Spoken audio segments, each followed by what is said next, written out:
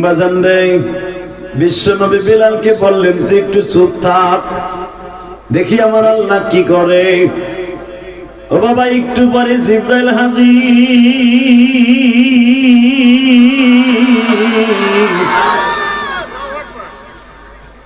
নবী আপনি বিজয়ের আজান দেওয়ার জন্য মুয়াজ্জিন খুঁজতেছেন।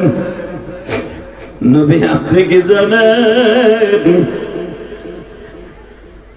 এই আজানের প্রথা কিন্তু আল্লাহ সর্বপ্রথম বিলালকে দিয়ে চালু করছে। আপনার বাড়ি যখন প্রথম মক্কায় নামাজের হুকুম চালু হয় মেরাজের থেকে আসার পরে, সিদ্ধান্ত হয়েছিল নামাজের টাইম হইলে বেল বাজাবে, আবার সিদ্ধান্ত হইল কড়া বাজাবে, আবার সিদ্ধান্ত হইল পাহাড়ের উপরে দাঁড়ায় দাঁড়ায় জোরে জোরে চিৎকার মারবে, এর দ্বারা বুঝবেন নামাজের টাইম হয়েছে। হিন্দুরা যেরকম ওদের পূজার সময় হইলে উলুলি মারে, আপনার এই সাহাবীদের মধ্যে অনেকে উলুলির কথা বলেছিল, কিন্তু নবী মনে করে দেখেন গো, আপনি সিদ্ধান্ত চাইছিলেন নামাজের জন্য কি আওয়াজ দিয়ে ডাকা যায়। অনেকে বলছিল পাথরের উপরে করাত টানবো, করাত করাত আওয়াজ হইব, মনে করবো নামাজের টাইম হয়েছে।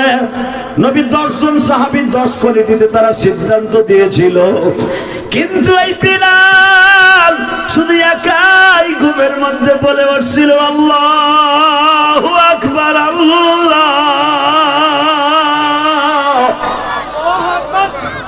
আল্লাহু আকবার, আল্লাহু আকবার। নবী এই আজানের প্রথম বিলাল চালু করছে, আপনার কোন সাহাবী আজানের প্রথা চালু করে নাই গো।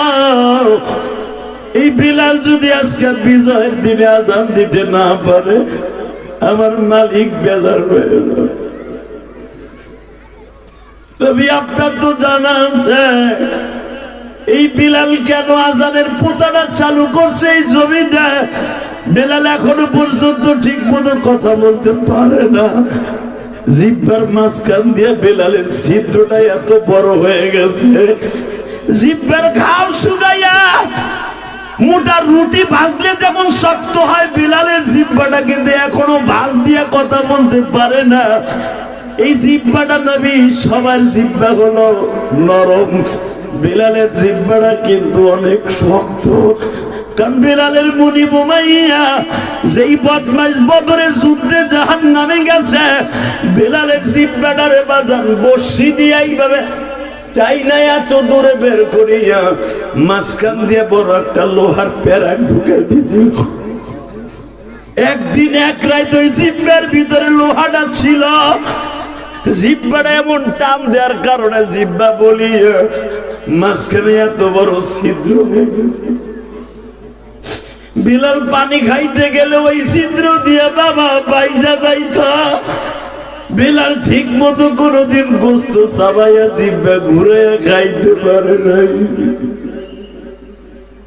জিহ্বার কাজ হলো, জিহ্বার কাজ খাবারটারে ঘুরাইয়া ঘুরাইয়া এক এক দাঁতের নিচে দিয়া দিয়া বিলাল এই কোথার আগ পর্যন্ত বাজান কোনদিন জিহ্বা ঘুরাইয়া খাবারটা দাঁতের নিচে দিতে পারে নাই। বেলাল হাত দিয়া দিয়া দাঁতের নিচে দিত, এখন 2 ফোঁটা চোখের পানি ফেলবা। আবার নবীরে যখন বর্ণনা করতেছে জিবরাইল, নবী আপনার বেলাল রেখে আপনি বাদ দিবেন। আমার নবী চাদর দিয়ে চোখ মুছে আর বলে বেলাল রে বেলাল, আমি নবী তোর ডানা ধরে উঠে দিলাম কাবার ছাদেও। আমি কারো কথা শুনতে চাই না রে বিলাল, তুই আজানের আবিষ্কারক, তুই আজান দিবি, আমার মালিক তোর আজান শোনার লাগে বইয়া রইছে। আল্লাহু আকবার। বিলাল কি কই শুনেন, বুখারীতে আছে ফাতেমাতকা নবী সবাই যখন চায় না আমি দিব না, ঢাক আজকের আজানটা আমার অন্য ভাইরা দিক। আমার নবী কই বেশি বুঝোস, তুই আজান না দিলে মক্কা বিজয় হবে না। জোরে জোরে জোরে জোরে জোরে জোরে জোরে জোরে জোরে বেলালে নবী আজান দেওয়ার কথা কইয়া কিতাবুল হিজরা দেখবেন। নবী আমার আব্দুল্লাহ ইবনে মাসউদকে সাথে নিয়ে আমার প্রিয় হাবিব তার দাদার বাড়ির পিছনের দিকে গেছে, দেখি না আমার দাদার বাড়িটা কেমন আছে। সুবহানাল্লাহ কইলেন না? দাদার বাড়ির পিছনটা ঘুরলি দিয়ে আসতে না আসতে দেখতেছে এক মহিলা গুজা হইয়া এইভাবে পিঠের উপরে এক বস্তা লইছে, এইভাবে ঘাড়ে এইভাবে একটা লইছে পিঠের উপরে, আর একটা লইছে এই হাতের উপরে, এইভাবে লইয়া মহিলা তিনটা গাঠি লইয়া মহিলা যাইতেছে জাবালে, সেই কঠিন গুহার দিকে, অর্থাৎ যেই হিজরাতের জাবালে সুর এই দিকে যাইতেছে। 4.5 কিলোমিটার রাস্তা, মহিলা তিনটা গাঠি লইয়া যাইবে। নবী পিছনের থেকে ডাগায়া আব্দুল্লাহ ইবনে মাসউদের কয় তুই জাগা। আব্দুল্লাহ ইবনে মাসউদ বলে নবী আমি যাবো না, পিছনে পিছনে থাই, ঘটনাটা কি ঘটে? নবী যে আস্তে করে জিজ্ঞেস করে, বাবা গাঠটিতে দেখি তিনটা, মানুষ আপনি একা পারবেন কেমনে, দুইটা আমারে দেন। মহিলা হাফায় আর কয় দুইটা গাঠটি নেবা, কত টাকা নিবা? আমার নবী বলে 1 টাকাও দিতে হইতো না, আপনার একটু বুঝার করি আমি।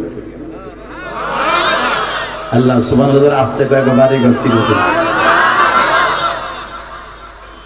আমি আবার বলছি,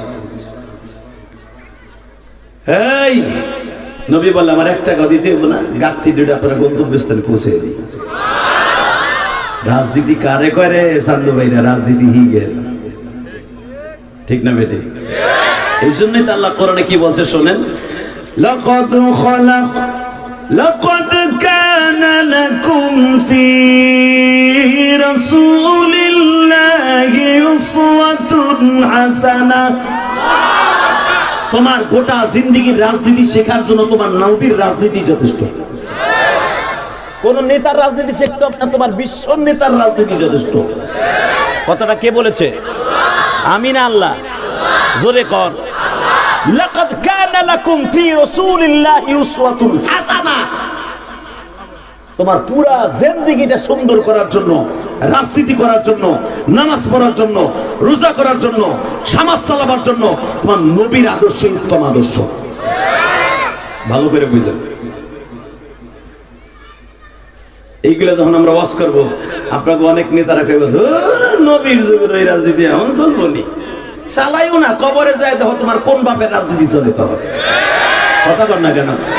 যাইয়া তুমি দেখবা না তোমার কবরে মুজিবুর রহমান বয়ে রয়েছে, যায় দেখবা না ওখানে জিয়াউর রহমান বয়ে রয়েছে, যায় দেখবা না চাচা মওদুদি বয়ে রয়েছে, যায় দেখবা না তোমার সরমনাই বিশ্বাস বয়ে রয়েছে, একজনই বয়ে রয়েছে যার রাজনীতি তোমার লাগবে। মার রব্বুক ওয়া মান দীনুক মান হাদার রাজুল বুইসা ফীকুম মান হাদার রাজুল।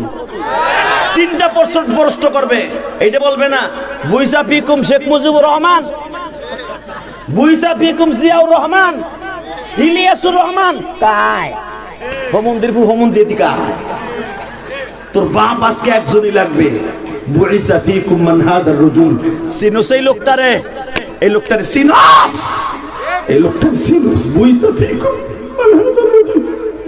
এই লোকটার যদি তুই একবার বলস গতকালকে হাজী আইজুদ্দিন, এই জায়গার নাম কি, খায়ের পাড়া মাঠে বসে আমার বিশ্ব নবীর কথা শুনে, ইলিয়াস রহমান জিহাদের কথা শুনে কেঁদে কেঁদে বলছিলাম নবীর পক্ষে, কি কও তুমি? এটা মনে হয় আমার বিশ্ব নবী, আমার নবী ছাড়া কবরে কেউ থাকবে না। ইলিয়াস রহমান নিজে বলছে, একদম ডাইরেক্ট আমি সব বুঝে বললাম, চিনি বা না চিনি না আমার নবী।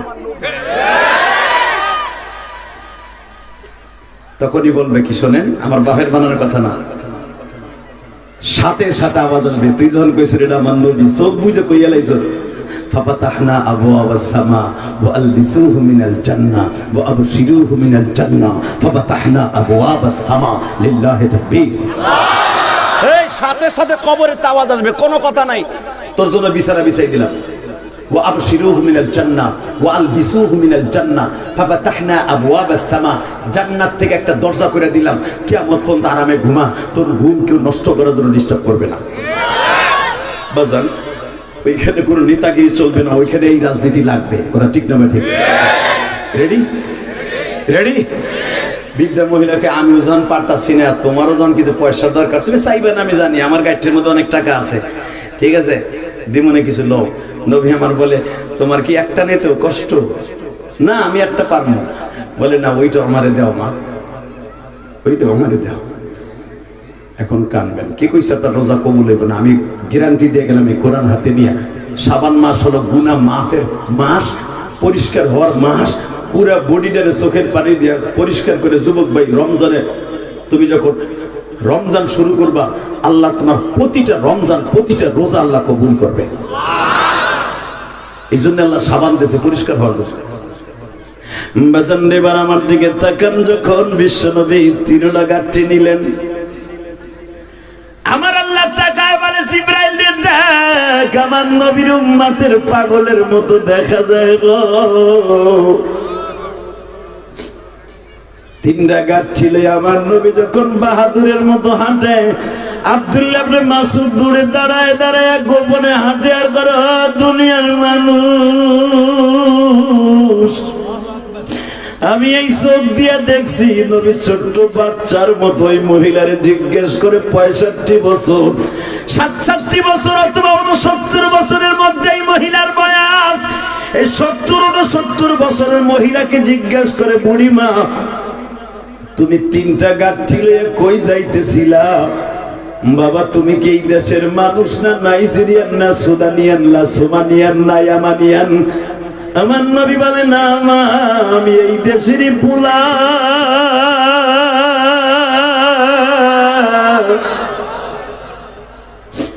তোমারে তো কোনোদিন এইভাবে এইখানে সচরাচর তোমার চেহারাটা মনে পড়ে না। বুড়িমা আপনি যাবেন কেন? কর না, যেমন তুমি জানো না, আব্দুল্লাহ গোলাম মোহাম্মদ গত পরশু দিন দেশ দখল করছে। কেন?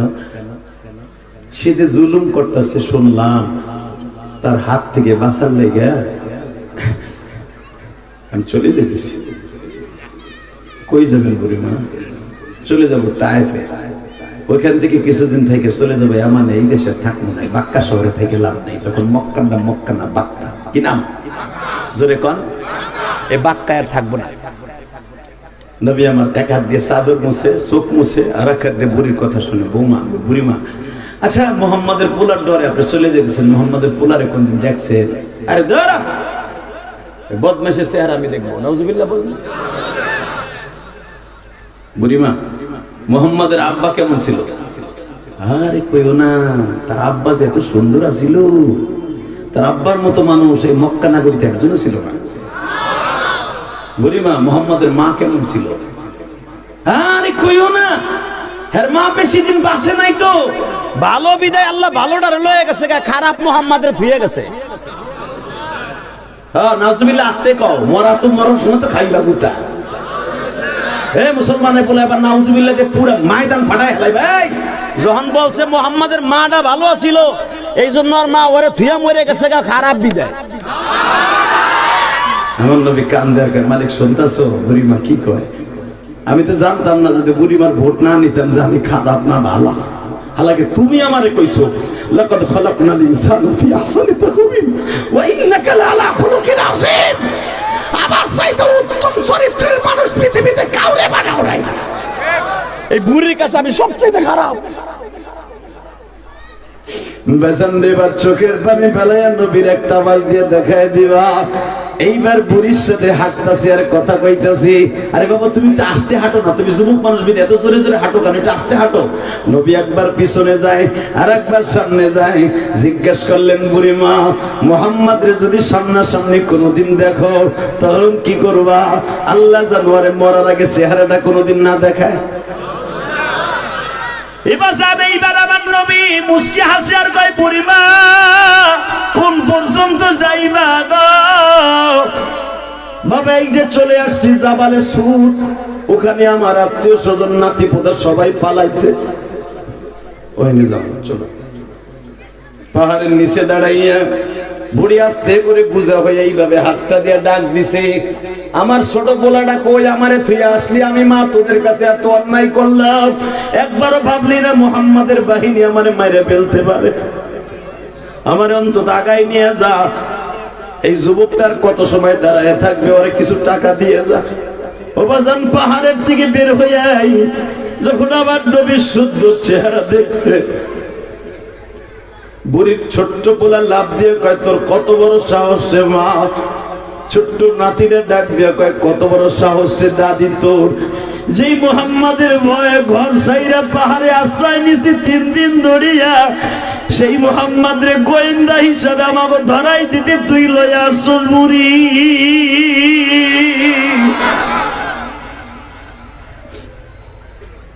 তুই কি একবারও ভাবলি না মুহাম্মদ আমাদের শত্রু?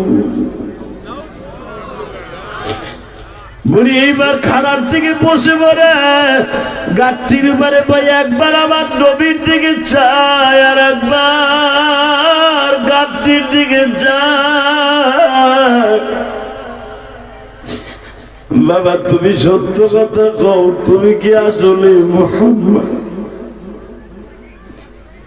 আবার নবী বলে, বুড়ি মা আমার পরিচয় দিতে লজ্জা লাগতেছে, আমি তোমার কাছে এত ঘৃণার পাত্র বুড়ি মা। আসলে আমি সবচাইতে বেশি আনন্দ পাইছি আমার জনম দুঃখিনী মাকে তুমি ভালো বলেছ, আমার বাবাকে তুমি ভালো বলেছ বুড়ি মা। ভালো মা বাবার ঔরাসে কোনোদিন খারাপ সন্তান হয় না। এই যে তোমাদের ডাক্তার সাহেব দেখো আজকে ডাক্তার হইছে, ও বাজার আজকে ডাক্তার সাহেব তারে ডাক্তার বানাইতে তার মায়ের কত চোখের পানি লাগছে তোমরা জানো না। লেখাপড়ার ছাত্র জীবনে তার মা কত জায়নামাজ ভিজাইছে, কারণ কি জানুনি সন্তান কোনদিন বড় হতে পারবে না মা বাবার দোয়া ছাড়া। এই দুনিয়ায় যার মা নাই ও বুঝে মা কি জিনিস গো, এই দুনিয়ায় যার বাবা নাই ও বুঝে বাবা কি জিনিস।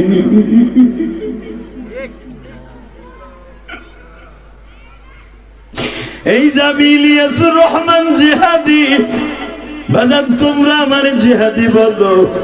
আমি আমার জনম দুঃখিনী মায়ের কাছে 12 বছর বয়সে ছিলাম ইলিয়াস। আমার মা মাঝে মাঝে বলতে, ইলিয়াস রে একদিন আমি মায়ের এই কথাগুলো মনে করে কাঁদবি আর চিল্লাবি, কিন্তু আমি মা সেদিন আর দুনিয়ায় থাকবো না। তুই আমার এত কষ্ট দেশ ইলিয়াস, মাদ্রাসায় একদিন গেলে 10 দিন যাস না, কিন্তু আমি মা তোরে বলে দিয়ে যাই তুই মাদ্রাসা ছাড়িস না গো বাবা। মাদ্রাসায় যদি ঠিক মতো লেখাপড়া করস, আমি মা কবরে যাই আর শান্তি পাবো।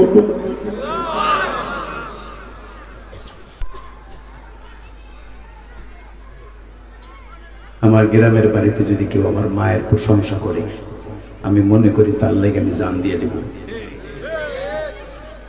এই সভাপতির বাবার প্রশংসা যদি কেউ সামনে এসে কয়, হ্যাঁ বাবা তুমি আজকে কত বড় ডাক্তার, আল্লাহ তোমার কত বড় পয়সার মালিক বানাইছে, বাবা তুমি জানো তোমার আব্বাও ছিল তোমার মতো। তার প্রশংসার চাইতে যদি তার বাবার প্রশংসা বেশি করে, দেখবেন তার বুকটা আরো বেড়ে যাবে। কথা বলেন না কেন? এটা তার ক্রেডিট না, এটা আমার বিশ্বনবীর ক্রেডিট। আমার বিশ্বনবী বলে, যেই সন্তান বাবা মায়ের প্রশংসা শোনার পরে খুশি হয়, ওই সন্তানকে আল্লাহ জান্নাত দিয়ে খুশি করবে। আর আজকের আমাদের সমাজে বাপরে অপমান করে ছেলের সামনে ওলা চাইছে দেখে। কথা বলেন না কেন? জোরে বলেন। এই মুসলমানের পোলা এবার ভালো করে বুঝো, বাপ বিএমপি করে, ছেলে আওয়ামী লীগ করে, পোলায় যে বাপরে শাসায়, তুই কি বোঝস বেটা, তোর কারণে আজকে বাজারে বইয়া খায়ের পাড়াবে যাইয়া বাজারে যাইয়া কোনো দাম পাই না, তুই রাজনীতি ছাড়বি না, থাপড়া মুতরে ধরে। এই চোখ দিয়ে দেখা মেয়া বাপ কয়, তুই একটা রাজনীতি করিস, আমি একটা রাজনীতি করি, সমস্যা কি? না, তোর জন্য খায়ের পাড়া বাজারে যা চার দোকানে যা তোর সমালোচনা হয়। বাপ কয়, তুই আমার জন্ম দিস নাই, আমি তোরে জন্ম দিছি। কথা বলেন না কেন? জোরে বলেন। কষ্ট হইতেছে? আর মাত্র 10 মিনিট কথা। হ্যাঁ দাদা দাই, তুমি খাওয়া দাও দাই, মোতার নাম দিয়ে তুমি যাইবা বিড়ি খাওয়ার নাম দিয়া মগা খাস না? তুই না খাইলি না, তোর পিছনেটা কি হবে?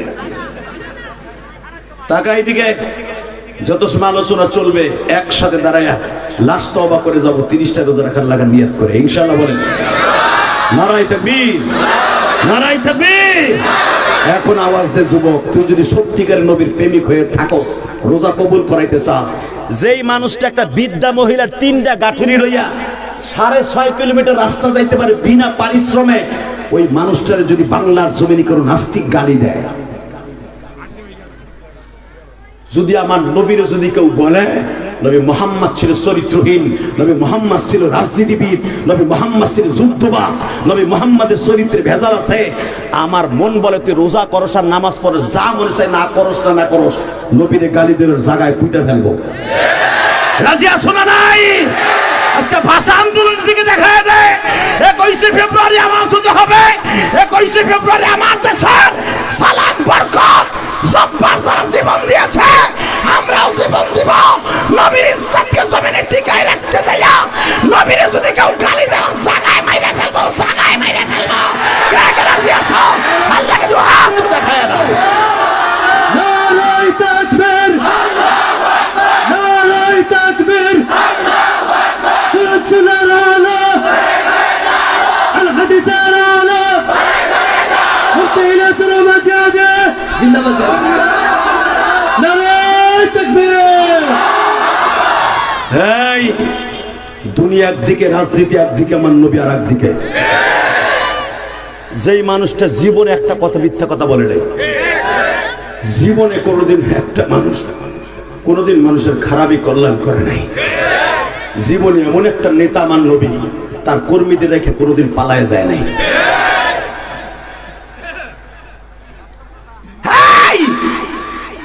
বিশ্বনবী হিজরত করেছে, আগে তার কর্মীদেরকে মদিনায় হিজরত করাইছে। ইতিহাস দেখাইতে পারবেন না, বুখারী আছে নবী একজন সাহাবী মাত্র মক্কায় রেখে হিজরত করেছে, তার নাম আলী। কারণ আলীরও রাইখা যাইতেন না নবী, তার 4টা মাইয়া ঘরে ছিল। এক মেয়েদেরকে গার্ডিয়ান হিসাবে একটা লোক রাখা, এটা নবীর সুন্নাত।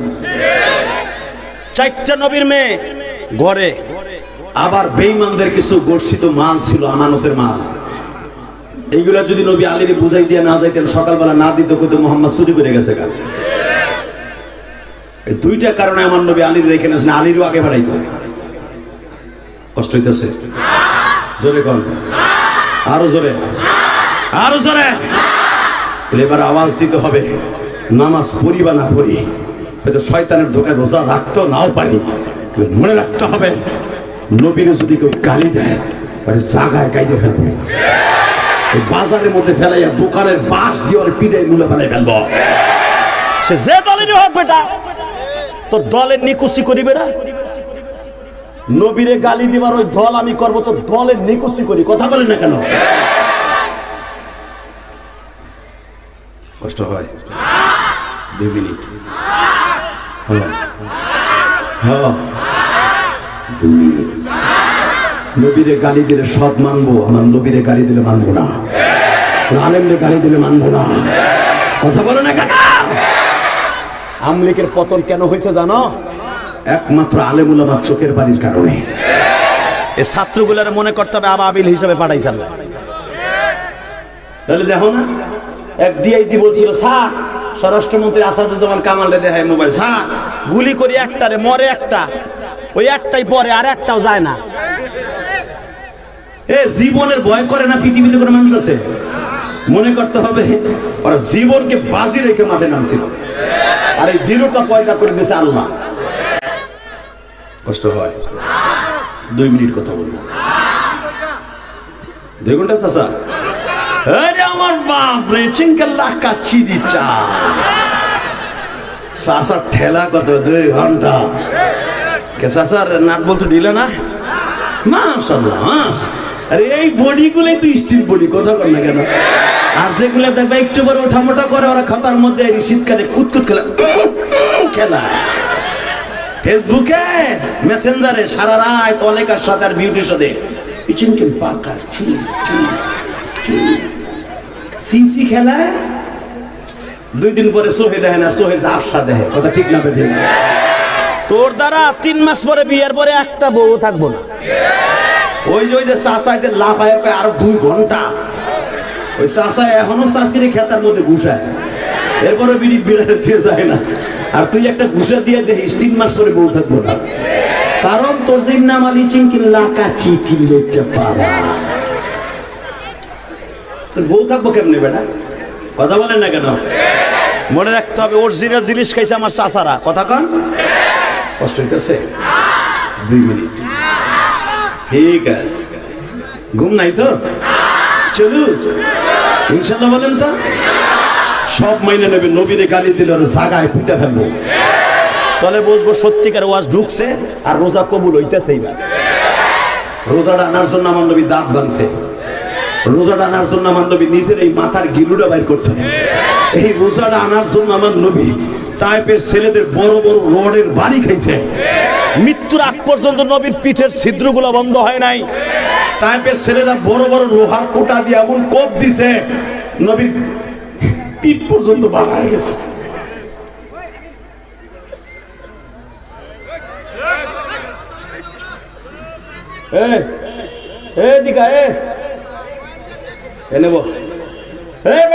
সুন্দর দিকায় তো চেহারা কঠিন রে, দিয়ে আমার স্বাস্থ্য বোনেরা দেওয়া যায় নাকি বল? তোর যে চেহারা সব ভাঙ্গে চুরিয়ে লাইছে কে? মারহাবা কর। তোরা কিন্তু এনে গেলাম জানো একটু করে আবার ডিস্টার্ব করবি। এখন পারলে কর, এই যে গরম পানি মার মতো চোখ ধরে একারে এসিড মার মতো।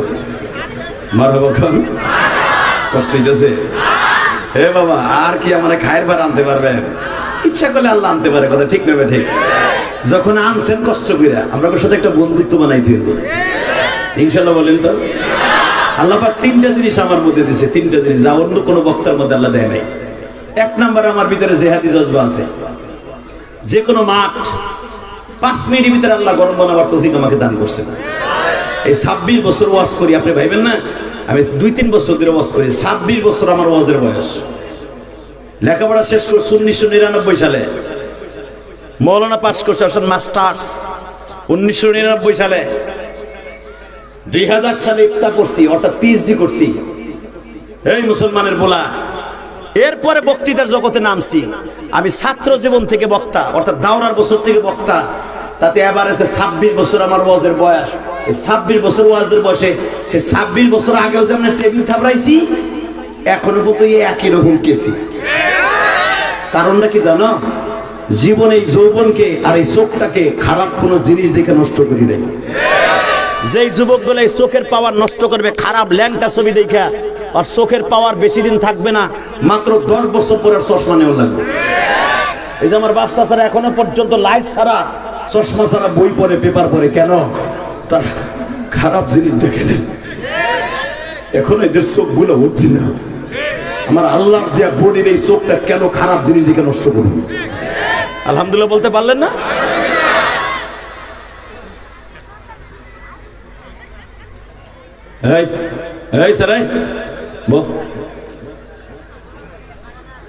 আল্লাহ আমাদের সবাইকে মাফ করে দেন আল্লাহ।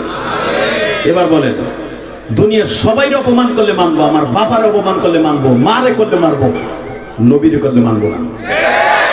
রাজি আছেন তো ইনশাল্লাহ? ভারতবর্ষের সম্রাট আকবরের জামানায়, আপনাদের জানা আছে ইতিহাস, সম্রাট আকবরের জামানায় আমার নবীর বিরুদ্ধে একটা বই, নবীর বিরুদ্ধে একটা নাটক করবে হিন্দুরা। সবাই মিলে একটা পরামর্শ করলো। নগেন বাবু, ধীরেন বাবু, সুরেন বাবু সবাই সিদ্ধান্ত করলো নবী মোহাম্মদের নিয়ে একটা নাটক করবে। স্যার, সম্রাট আকবর ছিল, তার জীবনের প্রথম রাজনৈতিক জীবনে ছিল অনেক অনেক হিন্দুদের 5-8 গোলাম, ক্ষমতায় থাকার জন্য যা দরকার। কথা বলেন না কেন? এই মুসলমানের পোলা, অধিকাংশ সরকারের পতন হয় যখন সরকার কোনো এক গ্রুপকে বেশি প্রাধান্য দেয়। সরকার বেশি প্রাধান্য দিয়েছিল মুক্তিযোদ্ধাকে, জনগণে কিছু মনেই করেনি। কথা বল না কেন? মুক্তিযুদ্ধের এখন এমন ধরা খাইছে। এই মুসলমানের পোলা মনে রাখতে হবে, সরকার বাহাদুর যিনি হবেন, আপনি এলাকার চেয়ারম্যান হলেও সবাই আপনার কাছে সমান থাকবে। এটা হলো সুন্নাতে রাসূল। মুক্তিযোদ্ধাদের অবদান বাংলাদেশে অস্বীকার করার মতো ক্ষমতা আমাদের নাই, কিন্তু মুক্তিযোদ্ধাদের কেমন জায়গায় উঠানো যাবে না। যারা মুক্তিযুদ্ধে যায় নাই তাদের মনে করবেন পায়ের স্যান্ডেল, আর তারা হলো হিরো। কথা বলেন না কেন? সব সমান থাকবে, আল্লাহ রহমত এই দেশে নাজিল হবে। কষ্ট হইতেছে চাচা? চাচা খুব খুশি হইতেছে। কন কন কন বাবা, মুক্তিযুদ্ধের জীবনে বন্দুকও ধরে নাই, যাইয়া মনে হয় পানি জগ ভরে পানি আগাইতেছে, এই বেটার বাড়িতে বিল্লি। ঠিক না বেঠিক? ঠিক আছে। এই মুসলমানের পোলা অতিরিক্ত কিচ্ছু আল্লাহ পছন্দ করে না। আজকে ভাষা আন্দোলন যারা মারা গেছে, সালাম আব্দুল জব্বার যায় দেখেন ওদের বাড়িতে কিচ্ছু নাই। হালাকে আমার বাংলা মাকে বাংলা শব্দে আমার কথা বলার, এই যে বাংলায় ডাক্তারি করার যোগ্যতা যারা করে দেওয়ার জন্য জীবন দিয়ে গেছে, তাদের আমরা কি করলাম? আজকে একটা ডেক সেট ভাড়া করছি, কথা বল না, সারা রাস্তা পরে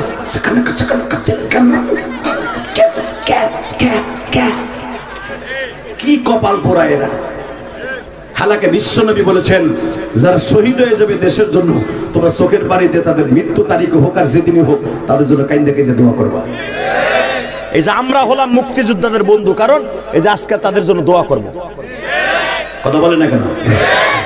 বাংলাদেশের প্রত্যেকটা কওমি মাদ্রাসায়, এই হুজুরের মাদ্রাসায়, আমার মাদ্রাসায় সকালের থেকে কোরআন তেলাওয়াত হয়েছে, কারণ তারা আমার দেশটাকে সুন্দর করে রেখে গেছে বাংলা ভাষায়, তারা আমার কাছে দোয়া প্রাপ্ত। কি তাহলে আমরা কি দেশের বন্ধু না শত্রু? হালাকে যেই সরকারি যায় আমাদের জঙ্গি বানায়, আর যারা ওই যে সারাদিন মুক্তিযুদ্ধকে ভাষা আন্দোলন করে যারা মারা গেছে, হ্যাঁ গো মৃত্যু বার্ষিকীতে ধাপ ধাপ বাজায়, ওরা হলো আল্লাহর ওলি ইমাম গাজালি।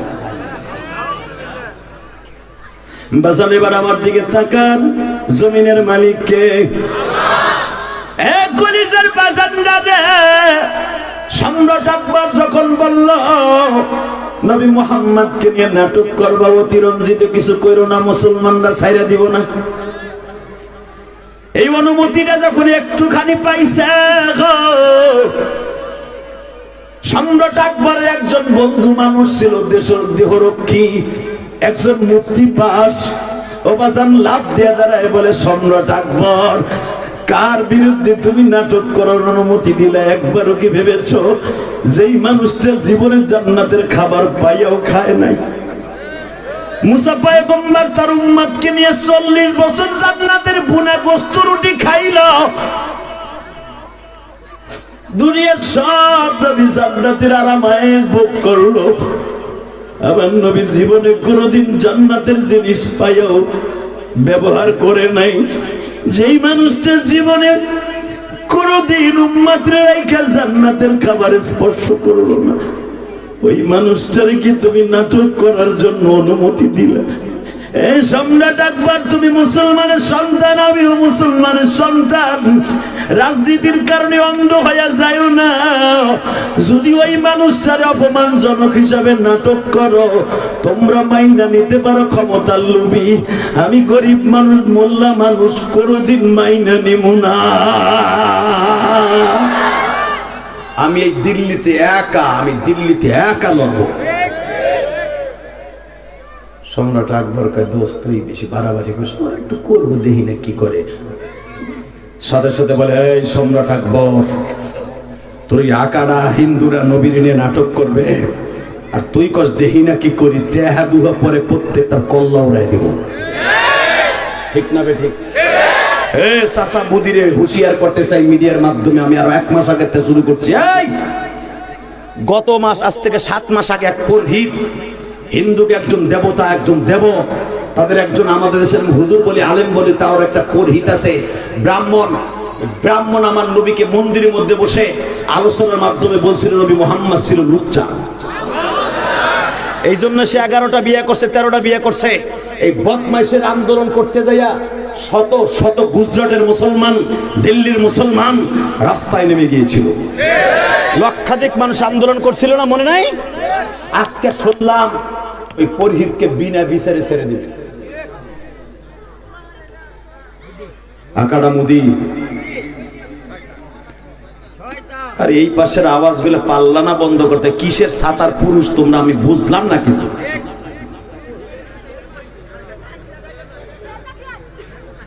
আল্লাহ হেফাজত করে, জোরে করে আমিন। আর মাত্র 1 মিনিট কথা বলবো, হ্যাঁ রাখো, কালে ডিস্টার্ব নিয়ে। এই সম্রাট আকবরের জামানায় তুমি ভুলে যাও না, এই মোল্লা দুপিয়াজুর সেই অ্যাকশন তুমি ভুলে যাও না। তোমার দেশের অ্যাকশন মোল্লা দেবুজির সম্রাট আকবরের সাথে তুমি বড় নয়। এই চাচা, মোদি তোমাকে আমি বলবো, এই কুত্তাটারে তুমি বিনা বিচারে ছেড়ে দিও না, আল্লাহর গজব তোমার দেশে আসবে। ওরা ঠিক না বেঠে? তোমার দেশও আমার নবীকে কখনো ইন্ডিকেট করে কেউ কথা বলে না। এই পরহিতের কত বড় সাহস, সে আমার নবীর চরিত্রহীন বলে গালি দিল। ওরে অ্যারেস্ট করলাম আমাকে খুশি করার লেগে, বিনা বিচারে ছেড়ে দিবা। এটা সারা দুনিয়ার বেঈমানরা মাইনা নিল, আশিকে রাসূলগুলো মাইনা নিবে না। যেদিন শুনবো আরে ফুলের মালা দিয়ে বরণ করে আনছে হিন্দুরা, সেদিন বাংলাদেশে আগুন লাগবে, সারা পৃথিবীতে আশিকে রাসূলরা আগুন লাগাবে। প্রস্তুত আছেন তো? ইনশাআল্লাহ বলেন, আল্লাহু আকবার জোরে বলেন। রেডি? রেডি যুবক? টাঙ্গাইল ঘাটালের যুবক রেডি আছাস? দেখা হয়ে যাবে আজকে তোর সাথে আমার, দুনিয়ায় দেখা না হোক কিয়ামতের মাঠে দেখা হবে যে তুই একজন আশিকে রাসূল ছিলেন। মোল্লা দুপিয়াজু বললেন, আমার জীবন থাকতে মুহাম্মাদের বিরুদ্ধে নাটক করতে দিব না। ধর বেড়া, তুই একটা মোল্লা মানুষ, খালি সব জায়গায় পেস লাগাস বেড়া, তুই পারবি ওর সাথে? ওরা মন্ত্রী, আত্মার মন্ত্রী গোষ্ঠী গেলে তুই পারলে ফিরা করবে। ঠিক আছে, করতে কর। নগেন বাবু পাগল তো চাচ্ছে, থামাবা কেমনে? তুরি মোল্লা সোল্লা তুরি দিয়ে বন্ধ করে দেব কেমনে? এ মোল্লা দিকে আয়, এখন দিলটা নরম করেন, আমার মালিকের সাথে দিলটা লাগা। এই মোল্লা দিকে আয়, তুই নবীর অনেক ভূমিক না, আশিক না? চপ কি বলবি তাই বল। সেটা হলো এই, তোরে 3টা প্রশ্ন করবো, যদি উত্তর দিতে পারোস নাটক করবো না। ঠিক আছে কর। 1 নম্বরে বল, বাদশার ছাদের উপরে কি দেখা যায়? পানির ট্যাঙ্কি। বল ওই পানির ট্যাঙ্কির মধ্যে কয় গ্লাস পানি হবে? বেটা জীবনে কি গনছে কয় গ্লাস পানি হবে? কথা কর না, এটা ঠকানো প্রশ্ন না?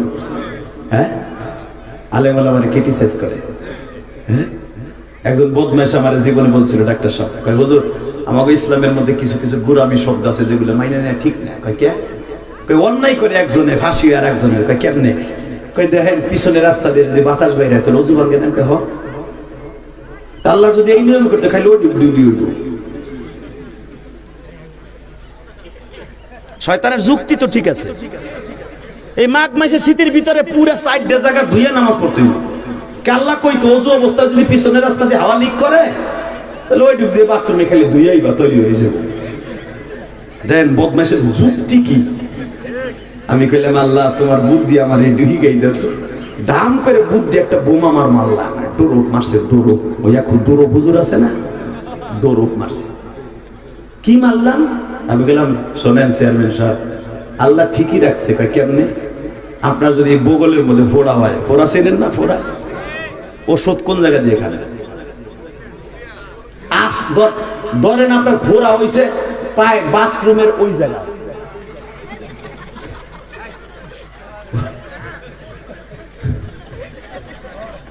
মগাই তো বুঝে দিয়েছে। হাসার বুঝছি বুঝছি, আপনার কথায় যেতে জীবনে পারবেন, আপনার ঘরের বাড়ি খান তো ভূত দিয়ে টোটের মাথায় থাকে। আমি বললাম, আপনার যেখান দিয়ে বাতাস বাইরে এলে অজু ভাঙ্গে তো ওইখানেই ফোড়া হইল। ওষুধ খাবেন কোন জায়গা দিয়া? মুখ দেন। না ওখান দিয়ে খাও, ওখান দিয়ে ঢুকাবো আপনার, ওইখান দিয়ে ঢুকাবো ওখান দিয়ে। বদমাইশে বদমাইশে কথা দিয়ে সোজা করতে হবে, কথা ঠিক না? জোরে বলো। তাকাও মুসলমানের বলা ঠিক এরকম। নগেন বাবু সম্রাট আকবরের জামানায় কুত্তাটা বলেছিল, বলতো বাচ্চার সাথে কয় গ্লাস পানি আছে? কিন্তু ও জানতো না, ওই যাক্কিহিম ওয়া ইউআল্লিমুহুমুল কিতাবা ওয়াল হিকমা ওয়া যাক্কিহিম ওয়া ইউআল্লিমুহুমুল কিতাবা ওয়াল হিকমা। আল্লাহকে এবং তার রাসূলকে জীবনের চেয়ে বেশি ভালোবাসে, তাদের অন্তরে আল্লাহ কোরআনে বলেছে, ওই যাক্কিহিম ওয়া ইউআল্লিমুহুমুল কিতাবা ওয়াল হিকমা। ওহীর দরজা বন্ধ হয়েছে, হিকমতের দরজা বন্ধ হয় নাই। ঠিক না ঠিক? 2টা মিনিট আমার দিক তাকায় থাকবে যুবক, কোনো দিকে ঘাটটা ঘুরবে না। রেডি? রেডি? মোল্লা দুপিয়া শুধু জীবনও জানে না বাচ্চার সাথে কয় গ্লাস পানি হবে। আল্লাহ তার ঢুকাই দেন হিকমতের দরজা। কইয়া দে বেঈমানের সামনে নবীর পক্ষে কি? ও তো বলে দেয় নাই কয় গ্লাস পানি হবে, গ্লাসটা তোর দিয়ে দেয় নাই যে কয় গ্লাস হবে, কয় দেয়। তুই বল যে গ্লাস যদি টাঙ্কির সমপরিমাণ হয় পানি হবে কয় গ্লাস? যদি অর্ধেক হয় কয় গ্লাস? ও ভাবছিল ঠকাই দিব, ওই যে ওই ডুব দুইলেই তো হয়। ও কি ভাবছে যে আমি এমনি মারবো? ও ভাবে নাই যে এইভাবে আমি ওর মারবো। মোল্লা দুপিয়াজু বললেন, গিলাস যত ছোট হবে পানি তত শো হবে, তত হাজার হবে। নগেন বাবু খাই এত বুদ্ধি মাথারা, সম্রাট আকবরের জায়গায় ওরে বহনের দরকার। ধীরেন বাবু দৌড়ে আসছে, এবার আওয়াজ দিও জীবনে দেশটাই যুবক কোন আওয়াজে দেখা যাবে তুই মুসলমানের সন্তান। কারণ তোর নবীর পক্ষে আজকে মোল্লা দুপিয়াজুর মাঠে যদি মোল্লা দুপিয়াজুর পক্ষে একটা তাকবীরের ধরি দাস, মোল্লা দুপিয়াজু জান্নাতে গেলে তুইও যাবি। এই কলেজের যুবক, এই কলেজের মাঠে দাঁড়ায় দেখায় স্কুল মাঠে মোল্লা দুপিয়াজুকে দ্বিতীয়বারে প্রশ্ন করা হলো, বলো